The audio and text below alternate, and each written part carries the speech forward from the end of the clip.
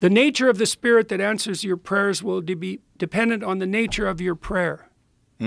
Yeah, that's for sure. Right. Yeah. So imagine that you're harboring feelings of resentment and bitterness as you're plotting your economic pathway forward. And so you're trying to think about what you should do, but you have the spirit of resentment and bitterness sitting on your shoulder.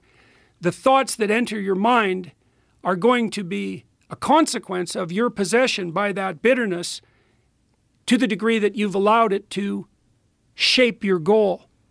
So here's a corollary of that. This is stunning. It's a stunning thing to understand. If you orient your aim upward in the highest manner, the spirit that informs your thought will be the spirit of the highest possible aim. And God, that's something to know, man. So that's what a religious practice, a fundamental religious practice is for. It's like, get rid of the corrupt motivation. Get rid of it. Get rid of it. Pray for the salvation of your soul, that you're aiming right, because your aim is going to determine the content of your thoughts. And that is how it works technically. That's how it works neuropsychologically. Your thoughts are the handmaiden of your aim. Right, which is why we're always worried about sociopaths, because they never abandoned that corrupt motivation. Yeah, well, they're basically, the best way to think about the narcissists and the hedonists and the histrionic types and the borderlines and the antisocial personalities is that they never matured cortically. So like children come into the world in a way as a bundle of competing subcortical motivations, right? And they're very powerful motivations. Anger, for example, you watch a 2-year-old have a temper tantrum, it's quite the show.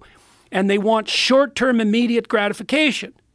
Now what happens as your cortex matures, you transcend those lower order instinctual motivations, that would be the Freudian id, and you start to regulate your behavior in relationship to your own future. So you stop doing stupid, pleasurable things in the moment that will compromise you, and you start to be able to incorporate the views of other people. That's how kids at 3 start to develop the ability to have friends.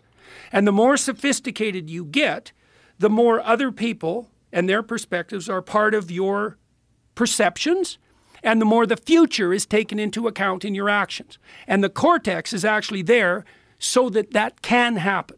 And it has to happen in a social context because you have to pick up the society of your peers, obviously. And so conditions like psychopathy, or even power seeking for that matter, are conditions of radical immaturity.